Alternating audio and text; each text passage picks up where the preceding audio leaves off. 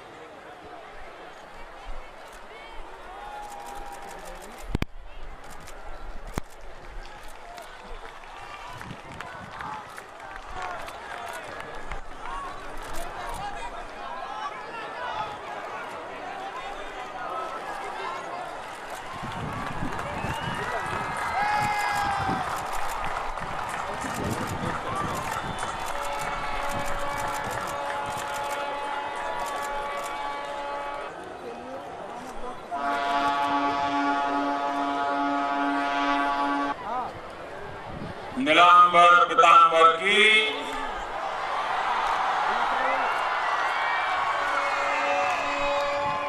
ये पवित्र धरती पर जोहार।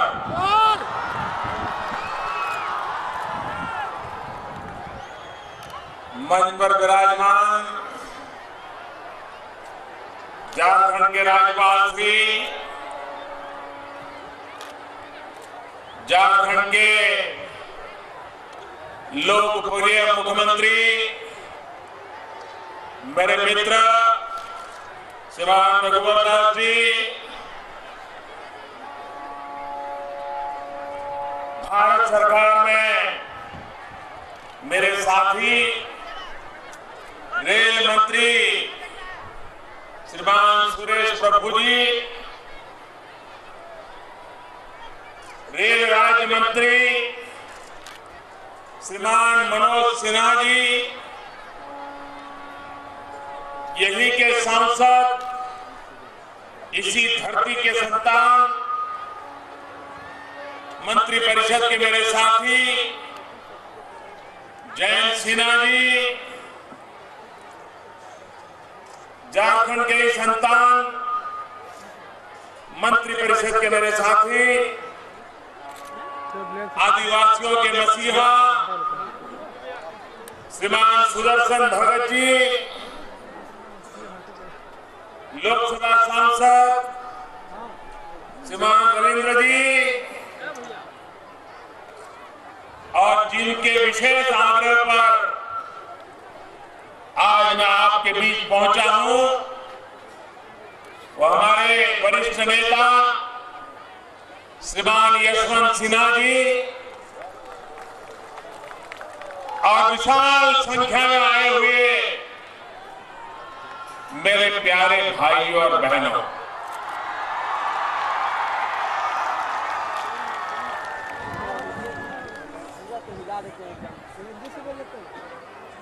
ये इंजन का युगल सुनने के लिए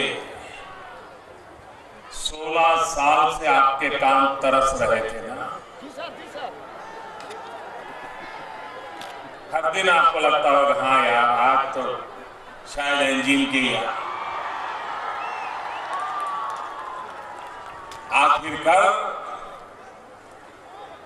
कान की भी प्यास आज बुझ गई।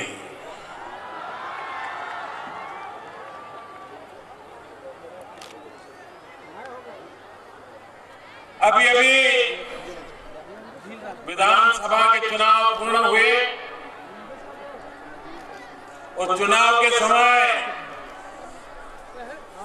मुझे झारखंड में भ्रमण करने का अवसर मिला था, हजारीबाग आने का अवसर मिला था और बाद में आपने भारी बहुमत से झारखंड में जो सरकार बनाई, उस शपथ समारोह में मैं आकर के झारखंड की जनता का धन्यवाद करना चाहता था, लेकिन प्रकृति ने साथ नहीं दिया। वेदर खराब हो गया, जहाज चल नहीं पाया और मैं आपके सपनों की जो सरकार बनी उसमें शरीक नहीं हो पाया था। लेकिन आज नई सरकार बनने के बाद पहली बार आया हूं। मैं झारखंड की जनता का हृदय से अभिनंदन करता हूं। उन्होंने पूर्ण बहुमत की सरकार बनाई है। लंबे अरसे के बाद झारखंड को पूर्ण बहुमत की सरकार मिली है और मैंने लोकसभा के चुनाव के समय भी आपको कहा था, विधानसभा के चुनाव में भी कहा था, सामान्य रूप से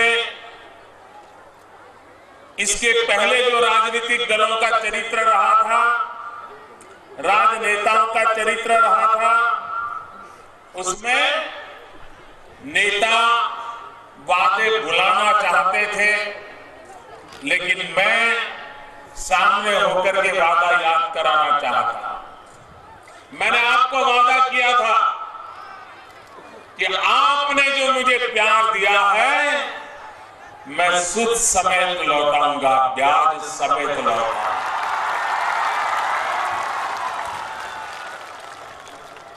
और मैं आज आपके सामने मौजूद हूं। भाइयों बहनों, एक रेल 21वीं सदी में 80-90 किलोमीटर का फासला, उसे देखने के लिए ये लाखों की भीड़ जमा हो जाए, ये भी अपने आप में एक अजूबा है।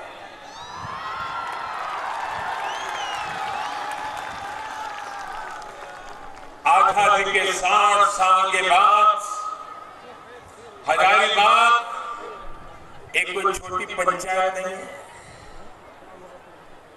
एक बड़ा शहर है, लेकिन वो भी रेल के लिए तरसता रहा। विकास किस गति से चला है, विकास किस दिशा में चला है और विकास किन लोगों का हुआ है, उस इतिहास को मैं खोलना नहीं चाहता।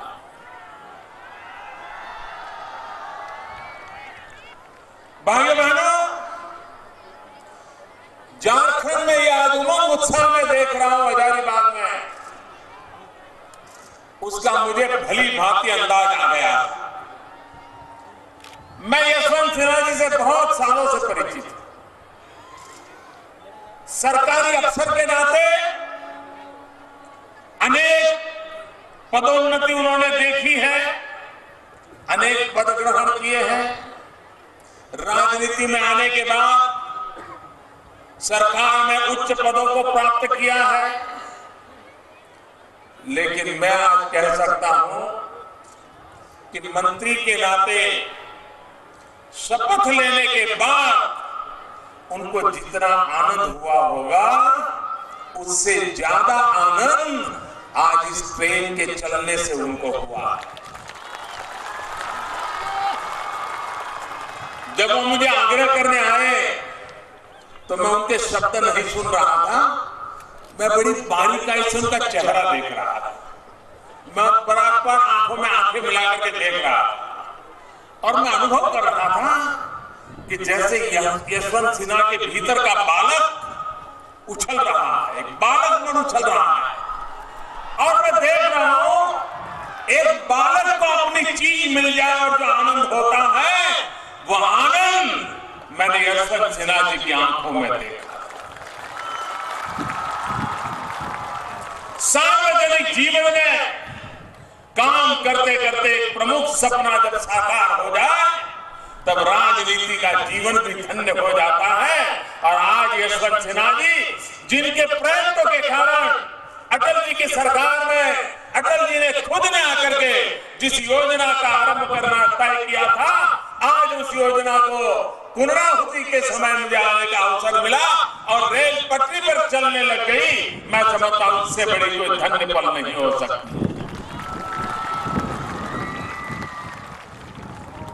भाइयों बहनों, ये रेल की पटरी, ये रेल के डिब्बे, ये सिर्फ आने जाने का साधन नहीं है। आने जाने के साधन तो और भी मिल जाते हैं। हमारे देश में रेल, जिसका सही अर्थ में मूल्यांकन पिछली सरकारें नहीं कर पाई, उसके महात्म्य को समझ नहीं पाई, उनके लिए तो हर बजट में इतनी ट्रेन बढ़ाएंगे, इतने डिब्बे बढ़ाएंगे, इतने पैसेंजरों को ज्यादा देंगे, इतने स्टेशन पे स्टॉप बढ़ाएंगे, एक गाड़ी तेज गति से जाती है उसको रोक देंगे, 4 नए स्टेशन पर खड़ी कर देंगे। इसी के आसपास देश की रेल यात्रा चली। भाइयों बहनों, मैं साफ देख रहा हूं, जिस शरीर में जिस प्रकार से रीढ़ की हड्डी की ताकत होती है, भारत के अर्थतंत्र में रेलवे ये रीढ़ की हड्डी की तरह पूरे देश के अर्थतंत्र को चला सकता है, अर्थतंत्र को गति दे सकता है। और इसलिए हमारी सरकार के लिए रेलवे का विकास वो जन सुविधा के लिए तो है, लेकिन रेलवे का विकास राष्ट्र के विकास के लिए भी है, राष्ट्र को गति देने के लिए भी है और राष्ट्र को नए नए लक्ष्य प्राप्त करने के लिए निश्चित दिशा निर्धारित करने के लिए भी है। और इसलिए हम रेल को आगे बढ़ाना चाहते हैं। दुनिया में रेल में जो आधुनिक टेक्नोलॉजी है, वो भारत में होनी चाहिए कि नहीं होनी चाहिए? आप मुझे बताइए, होनी चाहिए नहीं होनी चाहिए? आज हमारे देश की रेल जिस स्पीड से चल रही है, उससे 2 गुना 4 गुना स्पीड से चलनी चाहिए नहीं चलनी चाहिए? आज जहां रेल पहुंची नहीं है वहां पहुंचनी चाहिए नहीं पहुंचनी चाहिए? आज रेल में जो सुविधाएं हैं वो आगे आनी चाहिए कि नहीं आनी चाहिए? भाइयों बहनों, हम रेल में गति बढ़ाना चाहते हैं, हम रेल का व्याप बढ़ाना चाहते हैं, हम रेल में आधुनिक टेक्नोलॉजी लाना चाहते हैं, हम रेल में सामान्य से सामान्य मानव की सुविधा बढ़ाना चाहते हैं और इसलिए रेल को आगे बढ़ाना चाहते हैं। जनता का जब सहयोग मिलता है, ये रेल की पटरी, यहां के अगर किसानों ने मदद नहीं की होती तो रेल की पटरी कहां लगने वाली थी, और किसानों ने योगदान न दिया होता तो इतने बड़ी भीड़ का आनंद कहां आता। और इसलिए जिन किसानों ने रेल लगाने के लिए जमीन दी है, मैं आज उन किसानों का भी अभिनंदन करता हूं कि आपने आने वाली पीढ़ियों की बहुत बड़ी सेवा की, बहुत बड़ी सेवा की। विकास के लिए आपका योगदान सदा सर्वदा याद रहेगा। भाइयों बहनों, झारखंड 2 चीजें अगर कर लेता तो शायद झारखंड आज हिंदुस्तान का सबसे धनवान प्रदेश होता। जो ताकत ऑस्ट्रेलिया में है वो सारी ताकत झारखंड में है, ये मैंने चुनाव के समय कहा था। आपके पास इतनी प्राकृतिक संपदा है, आपके पास ऊर्जा के भंडार पड़े हैं। मैंने कहा था अकेला झारखंड हिंदुस्तान का अंधेरा दूर कर सकता है।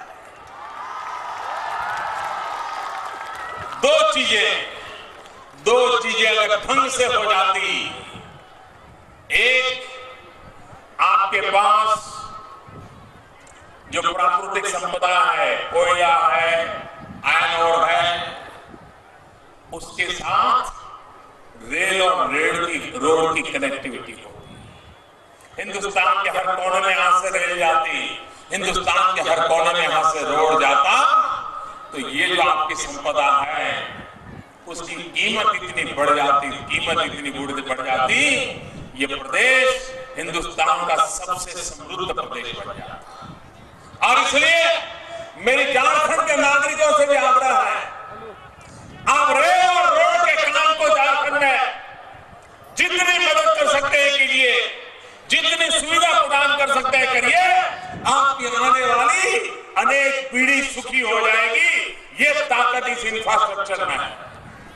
और इसलिए रेल मंत्री ने, रेल विभाग ने राज्य सरकार के साथ समझौता किया।